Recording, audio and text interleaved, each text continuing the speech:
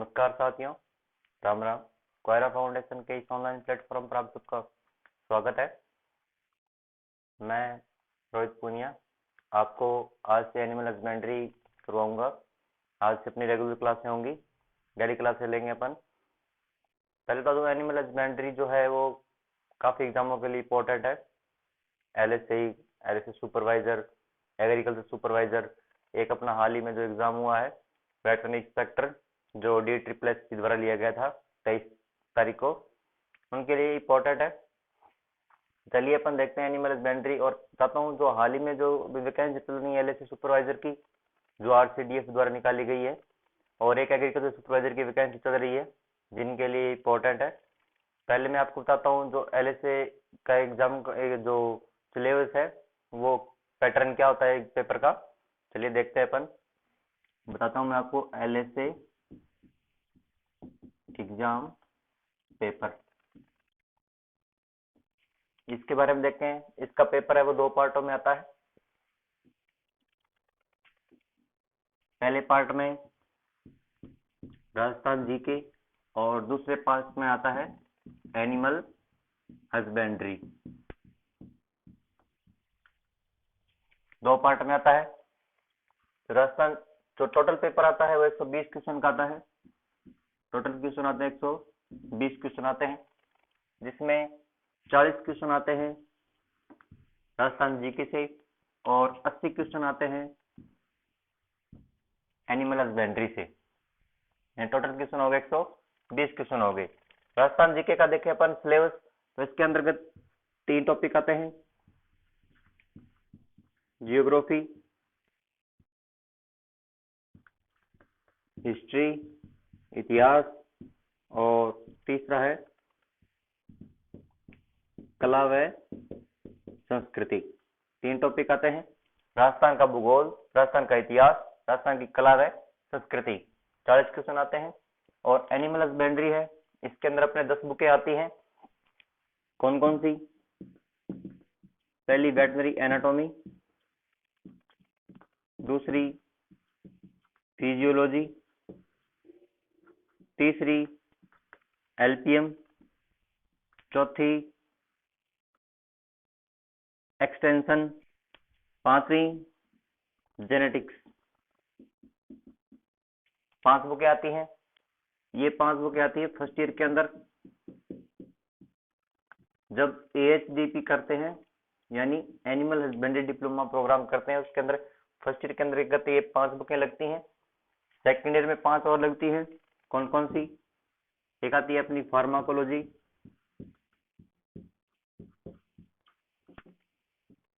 एक आती है अपनी मेडिसिन, एक अपनी आती है गायनेकोलॉजी,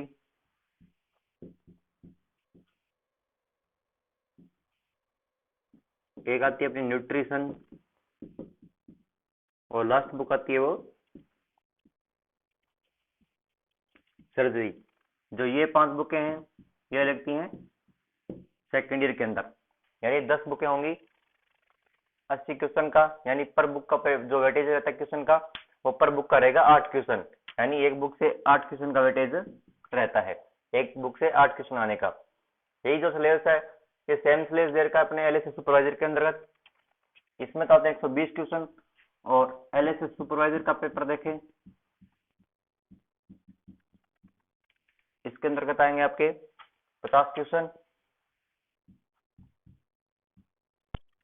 दे रखा है इसमें सिलेबस एलएसए सुपरवाइजर का। इसमें आएंगे 50 क्वेश्चन, जिसमें 10 क्वेश्चन आएंगे आपके राजस्थान जीके से और 40 क्वेश्चन आएंगे वो आपके एनिमल हस्बेंड्री से आएंगे। इनका जो पेपर होगा, ये जो क्वेश्चन होंगे, ये क्वेश्चन 2 नंबर का होगा, यानी 50 क्वेश्चन आएंगे एलएसए सुपरवाइजर में। और एलएसए का जो एग्जाम होता है उसमें 120 क्वेश्चन आते हैं। तो मैं आपको एनिमल हस्बेंड्री करवाऊंगा। अपन लेके चलेंगे अपना पहले जो बुक होगी वो होगी अपनी एनाटॉमी। एनाटॉमी से अपन स्टार्ट करेंगे। क्लास यहाँ से रेगुलर रहेंगी, तो कृपया ध्यान से देखिएगा। और इसकी जो जो सिलेबस है, जो इसकी सिलेबस की जो PDF है, वो आपको मैं टेलीग्राम पे प्रोवाइड करवा दूंगा। नीचे डिस्क्रिप्शन में टेलीग्राम का लिंक दिया गया है, वहां आप जाके उसको ज्वाइन कीजिए और वहां से आपको PDF प्राप्त हो जाएगी। चलिए अपन आज स्टार्ट करते हैं। अपना पहली बुक होगी वेटनरी एनाटॉमी। क्या होता है एनाटॉमी? चलिए देखते हैं। पहली बुक होगी अपनी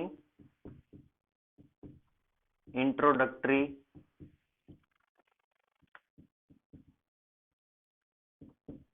वेटनरी एनाटॉमी, यानी इसका नाम होगा परिचयात्मक पशु शरीर रचना विज्ञान, यानी इंट्रोडक्टरी वेटनरी एनाटॉमी, परिचयात्मक पशु शरीर रचना विज्ञान। क्या आती है एनाटॉमी? इससे पहले बता दूं कि अपन इसका जो पैटर्न होगा, इसका हर लेवल का अपन देखेंगे। पहले इजी, हार्ड और मीडियम तीनों लेवल का अपन देख के चलेंगे, क्योंकि पीछे जो 2 पेपर हुए हैं उनमें जो लेवल था पेपर का वो नॉर्मल सा लेवल था। आगे कंपटीशन बढ़ता जा रहा है तो लेवल भी थोड़ा बढ़ेगा, इसलिए अपन पहले इजी वे में, फिर मीडियम और हार्ड तीनों देखेंगे अपन। चलिए एनाटॉमी की अपन देखते हैं डेफिनेशन क्या होती है। क्या होती है एनाटॉमी? पशु शरीर को काटकर उसके आंतरिक अंगों, ऊतकों आदि का अध्ययन करना क्या कहलाता है? एनाटॉमी। डेफिनेशन क्या होगी? पशु शरीर के आंतरिक अंगों व ऊतकों का अध्ययन करना क्या कहलाता है? एनाटॉमी कहलाता है, वेटनरी एनाटॉमी। क्या होती है वेटनरी एनाटॉमी? पशु शरीर के आंतरिक अंगों, यानी जो बॉडी होती है, आंतरिक अंग हो गए, ऊतक हो गए, जो बारी जो त्वचा हो गई आदि बोन्स, इनका जो अध्ययन करना कहलाता है वो किसके अंतर्गत आता है? एनाटॉमी के अंतर्गत आता है। अलग अलग देखें तो भी आंतरिक अंग अलग होते हैं, ऊतक अलग होते हैं, बोन्स अलग हो गई, जो तंत्र हो गए वो अलग हो गए, इनका अध्ययन अलग अलग कहलाता है। एनाटॉमी की जो परिभाषा देखें तो शरीर के आंतरिक अंगों व ऊतकों का अध्ययन करना क्या कहलाता है? Veterinary anatomy. इसकी कई शाखाएं होती हैं, इसकी कई शाखाएं होती हैं। शाखाएं देखें, ब्रांचेज,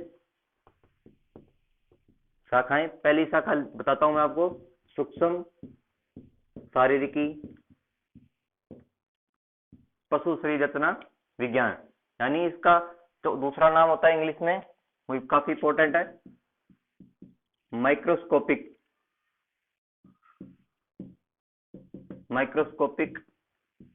एनाटॉमी।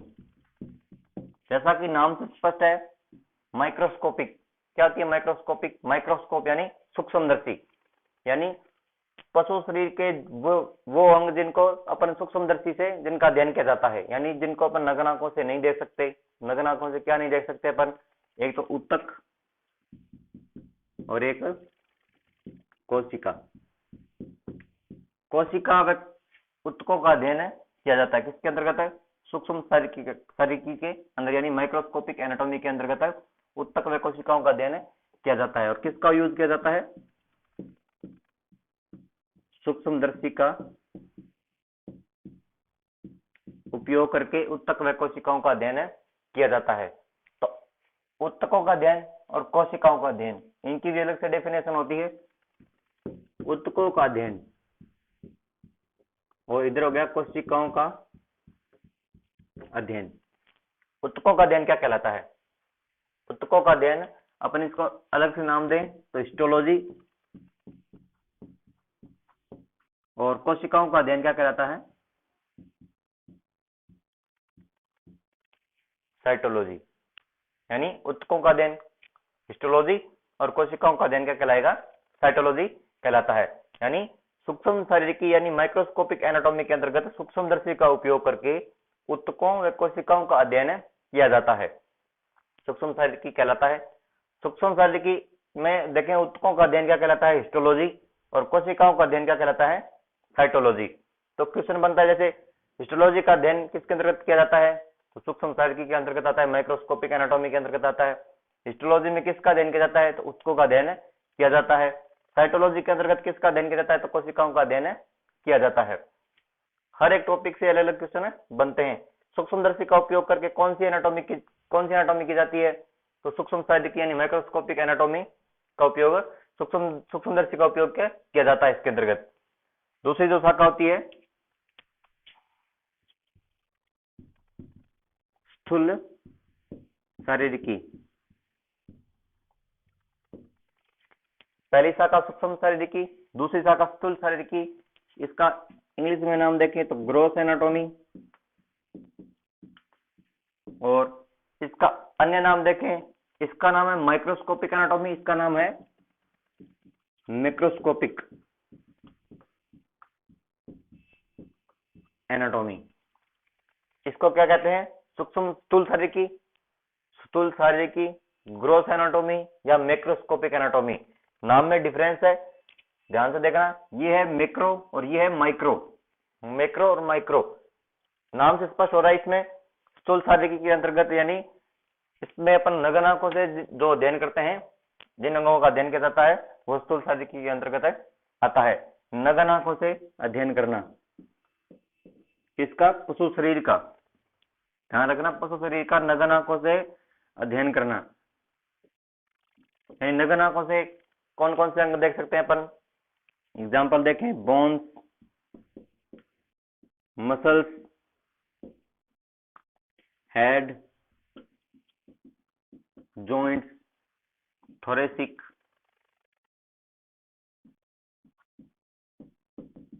यानी बोन्स हड्डियों का, मसल्स का मांसपेशियों का, सिर का, जोड़ों का, वक्ष का अध्ययन स्थूल शारीरिकी के अंदर किया जाता है। ग्रॉस एनाटॉमी के अंतर्गत किया जाता है या मैक्रोस्कोपिक एनाटॉमी के अंतर्गत किया जाता है। जिस प्रकार से अपन देखा कि सूक्ष्म शारीरिकी में ऊतकों का अध्ययन हिस्टोलॉजी कहलाता है, कोशिकाओं का अध्ययन साइटोलॉजी कहलाता है, इसी प्रकार इनकी भी अलग अलग डेफिनेशन होती है। जैसे बोन्स का अध्ययन क्या कहलाता है, मसल्स का अध्ययन क्या कहलाता है, जॉइंट्स का अध्ययन क्या कहलाता है, इनकी भी अलग अलग से डेफिनेशन होती है। यानी इस स्थूल शारीरिकी को, इसकी भी कई शाखाएं हैं, यानी इसको भी कई शाखाओं में बांटा गया है। चलिए देखते हैं इसकी भी कौन कौन सी शाखाएं होती हैं। डेफिनेशन याद रखना और साथ साथ में ये नोट करते रहना।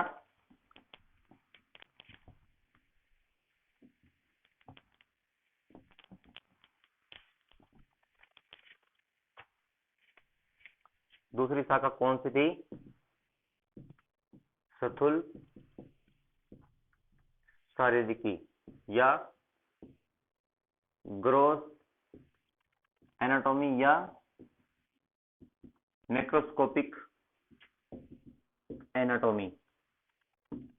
ठीक है, इसके अंतर्गत अपन पशु शरीर का वो अंग, इसके अंतर्गत पशु शरीर के उन अंगों का अध्ययन किया जाता है जिनको अपन नग्न आंखों से देख सकते हैं।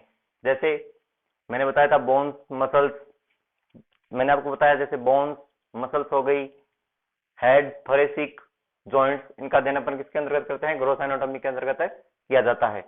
इसकी भी कई शाखाएं होती हैं। पहली शाखा ऑस्टियोलॉजी।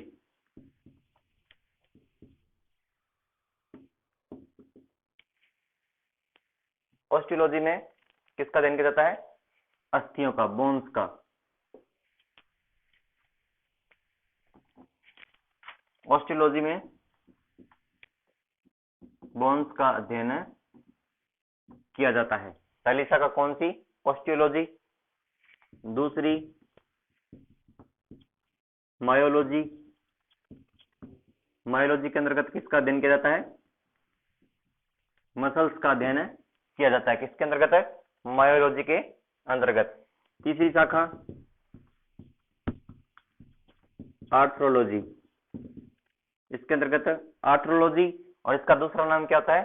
सिंडेस्मोलॉजी।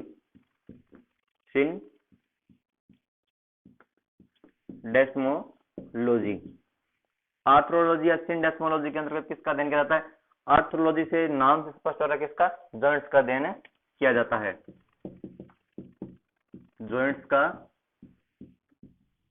अध्ययन किया जाता है किसके अंतर्गत? आर्थ्रोलॉजी या सिंडेस्मोलॉजी के अंतर्गत। चौथी शाखा की बात करूं, कार्डियोलॉजी। या एंजियोलॉजी। कार्डियक यानी किसको कहा जाता है, हार्ट को। कार्डियोलॉजी या एंजियोलॉजी इसके अंतर्गत किसका अध्ययन किया जाता है, हार्ट व ब्लड वेसल्स यानी रक्त वाहिनियों का अध्ययन इसके अंतर्गत किया जाता है। यानी ऑस्टियोलॉजी के अंतर्गत किसका अध्ययन किया जाता है, बोन्स का। मायोलॉजी के अंतर्गत मसल्स का अध्ययन किया जाता है। आर्थोलॉजी के अंतर्गत, आर्थोलॉजी या सिंडेस्मोलॉजी के अंतर्गत जॉइंट्स का अध्ययन किया जाता है। कार्डियोलॉजी या एंजियोलॉजी के अंतर्गत किसका अध्ययन किया जाता है, हार्ट व रक्त वाहिनियों का अध्ययन किया जाता है। अगली है न्यूरोलॉजी।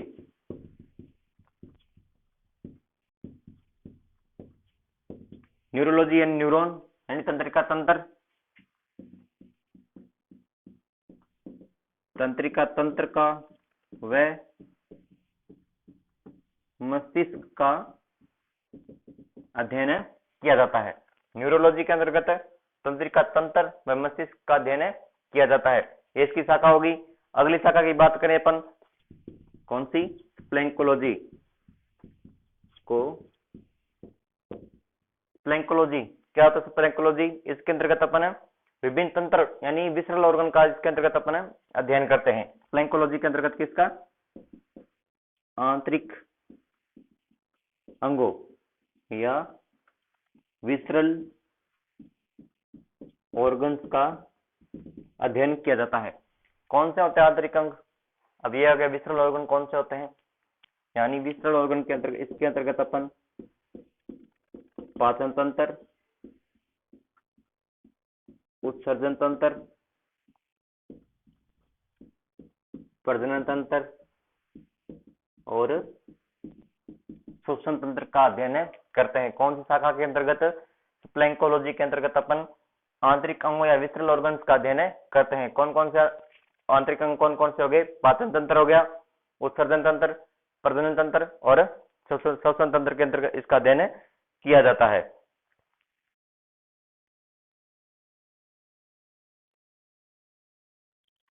और लास्ट ब्रांच रहेगी अपनी एस्थीसियोलॉजी। एस्थीसियोलॉजी,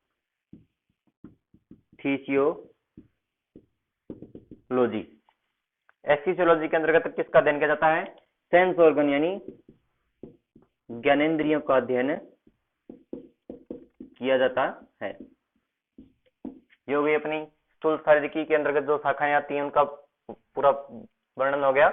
कौन कौन सी आती है, स्थूल शारीरिकी यानी ग्रोस एनाटॉमी या मैक्रोस्कोपिक एनाटॉमी किसको कहा जाता है, नगन आंखों से जो अध्ययन किया जाता है पुष्पों का, पुष्पों के अंगों का नगन आंखों से अध्ययन किया जाता है, क्या कहलाती है, स्थूल शारीरिकी, ग्रोस एनाटॉमी या मैक्रोस्कोपिक एनाटॉमी। इसके अंतर्गत शाखाएं कौन कौन सी आती हैं, पहली ऑस्टियोलॉजी। ऑस्टियोलॉजी के अंतर्गत किसका अध्ययन किया जाता है, बोन्स का, बोन्स का अध्ययन ऑस्टियोलॉजी के अंतर्गत। मायोलॉजी के अंतर्गत मसल्स का अध्ययन किया जाता है। आर्थोलॉजी, आर्थ्रोलॉजी या सिंडेस्मोलॉजी के अंतर्गत जॉइंट्स यानी जोड़ों का अध्ययन किया जाता है। कार्डियोलॉजी या एंजियोलॉजी के अंतर्गत हार्ट व रक्त वाहिनियों का अध्ययन किया जाता है। अगली न्यूरोलॉजी, न्यूरोलॉजी के अंतर्गत तंत्रिका तंत्र का व मस्तिष्क का अध्ययन किया जाता है। न्यूरोलॉजी या न्यूरॉन, न्यूरॉन क्या होता है, तंत्रिका तंत्र की संरचनात्मक क्रियात्मक इकाई कहलाती है, कौन, न्यूरॉन। तो न्यूरोलॉजी के अंतर्गत तंत्रिका तंत्र का अध्ययन किया जाता है। स्प्लैंकोलॉजी के अंतर्गत अपन देखें तो आंतरिक अंगों या विसरल ऑर्गन इनको बोलने का अध्ययन किया जाता है। विसरल ऑर्गन कौन कौन से, पाचन तंत्र, उत्सर्जन तंत्र, प्रजनन तंत्र व श्वसन तंत्र का अध्ययन किया जाता है। लास्ट शाखा रहती है इसकी एस्थीसियोलॉजी यानी इसके अंतर्गत सेंस ऑर्गन, सेंस ऑर्गन यानी ज्ञानेंद्रियों का अध्ययन इसके अंतर्गत किया जाता है। तो मैंने आपको बताई दो शाखा देखी अपन ने, एक होती है सूक्ष्म शारीरिकी यानी माइक्रोस्कोपिक एनाटॉमी, दूसरी शाखा देखी अपने स्थूल शारीरिकी यानी ग्रोस एनाटॉमी। एक दो शाखाएं और रहती हैं उनके बारे में देखें अपन, एक होती है एंडोक्राइनोलॉजी जो 3 नंबर पर जो शाखा आती है, ऊपर लिखाता हूं मैं आपको, वीडियो को आप पॉज करके एक बार इनको नोट करें। 3 नंबर पर शाखा आती है एंडोक्राइनोलॉजी, एंडोक्राइनोलॉजी। एंडोक्राइनोलॉजी यानी इसके अंतर्गत अंतःस्रावी ग्रंथियों व उनके स्राव तथा उनके कार्यों का अध्ययन किया जाता है। किसके अंतर्गत? एंडोक्राइनोलॉजी के अंतर्गत अंतःस्रावी ग्रंथियां, उनके स्राव तथा उनके कार्यों का अध्ययन किया जाता है। यानी आज मैंने आपको 3 शाखाएं बताई, तीनों शाखा एक बार तीनों रिपीट करते हैं, अपन पूरा रिपीट करते हैं। एनाटॉमी की दशा क्या होगी? पशु शरीर के आंतरिक अंगों व उनको ऊतकों का अध्ययन करना क्या कहलाता है? Veterinary anatomy. इसकी शाखाएं बताई, शाखाएं कौन कौन सी? सूक्ष्म शारीरिकी, पशु शरीर रचना विज्ञान यानी माइक्रोस्कोपिक एनाटॉमी। क्या होती है माइक्रोस्कोपिक एनाटॉमी? जिसके अंतर्गत सूक्ष्मदर्शी का उपयोग करके ऊतकों का और कोशिकाओं का अध्ययन किया जाता है। ऊतकों का अध्ययन क्या कहलाता है? ऊतकों का अध्ययन हिस्टोलॉजी और कोशिकाओं का अध्ययन क्या कहलाता है? साइटोलॉजी। अगली शाखा देखिए अपने स्थूल शारीरिकी या ग्रोथ एनाटॉमी या मैक्रोस्कोपिक एनाटॉमी। पहली शाखा कौन सी देखी? ऑस्टियोलॉजी। ऑस्टियोलॉजी के अंतर्गत किसका अध्ययन किया जाता है? अस्थियों का। मायोलॉजी के अंतर्गत मसल्स का। आर्थ्रोलॉजी या सिंडेस्मोलॉजी के अंतर्गत जॉइंट्स का अध्ययन किया जाता है। कार्डियोलॉजी या एंजियोलॉजी के अंतर्गत हार्ट व रक्तवाहिनियों का अध्ययन किया जाता है। न्यूरोलॉजी के अंतर्गत तंत्रिका तंत्र व मस्तिष्क का अध्ययन किया जाता है। स्प्लैंकोलॉजी के अंतर्गत आंतरिक अंगों व विसरल ऑर्गन्स का अध्ययन किया जाता है। पाचन तंत्र, विसरल ऑर्गन कौन कौन से हो गए? पाचन तंत्र, उत्सर्जन तंत्र, प्रजनन तंत्र व श्वसन तंत्र। अगली है एसियोलॉजी, ज्ञानेंद्रियों का अध्ययन करना। ज्ञानेंद्रिय यानी सेंस ऑर्गन का अध्ययन किसके अंतर्गत आता है? एसियोलॉजी के अंतर्गत आता है। तीसरी शाखा बची एंडोक्राइनोलॉजी यानी जिसके अंतर्गत अंतःस्रावी ग्रंथियों, उनके स्राव तथा उनके कार्यों का अध्ययन किया जाता है। यह तीनों शाखाएं हो गई। इसके बाद अपन पढ़ेंगे इसकी जो इंपॉर्टेंट टर्मिनोलॉजी होती है, महत्वपूर्ण शब्दावली होती है, वो देखेंगे अपन कल। एक बार इनको जरूर याद करना, वीडियो को पॉज करके इनको नोट कर लेना। और अपनी रेगुलर क्लासें होती रहेंगी डेली की। पहले अपन एनाटॉमी को कवर करेंगे पूरा, उसके बाद अगला सब्जेक्ट देखेंगे। इसके नोट्स बनाते रहना। आज की क्लास इतनी होगी, कल थोड़ी क्लास होगी वो लंबी खींचेगी, लंबी लेके चलेंगे क्लास अपनी, और एनाटॉमी को पूरा कवर करेंगे। तीनों मीडियम देखेंगे, जैसे नॉर्मल और मीडियम और हार्ड, तीनों वे में देखेंगे। क्योंकि पेपर आता है वो तीन हिसाब से आता है। नॉर्मल क्वेश्चन आते हैं जो सभी कर सकते हैं, यानी मीडियम क्वेश्चन आते हैं जिनका थोड़ा ज्यादा पढ़ा होता है वो मीडियम कर सकते हैं, और हार्ड क्वेश्चन आते हैं जो अधिक डीप तक गए हुए होते हैं, यानी जिन्होंने पूरा पढ़ा होता है या एक्स्ट्रा कुछ पढ़ा होता है, उनके अंतर्गत हार्ड क्वेश्चन आते हैं। जो 4-5 क्वेश्चन आते हैं कि उनका जो लेवल बढ़ाते हैं, ये हार्ड क्वेश्चन आते हैं। अपन तीनों लेवल में पढ़ेंगे, नॉर्मल में, मीडियम में और हार्ड में, तीनों लेवल अपन देख के चलेंगे। और अपनी क्लास कल से अपन देखेंगे इसकी इंपॉर्टेंट टर्मिनोलॉजी होती है एनाटॉमी की, महत्वपूर्ण शब्दावली, वो शुरू करेंगे। पहले आप इसको पढ़ना और एक बार रिवाइज जरूर करना। राम राम, धन्यवाद।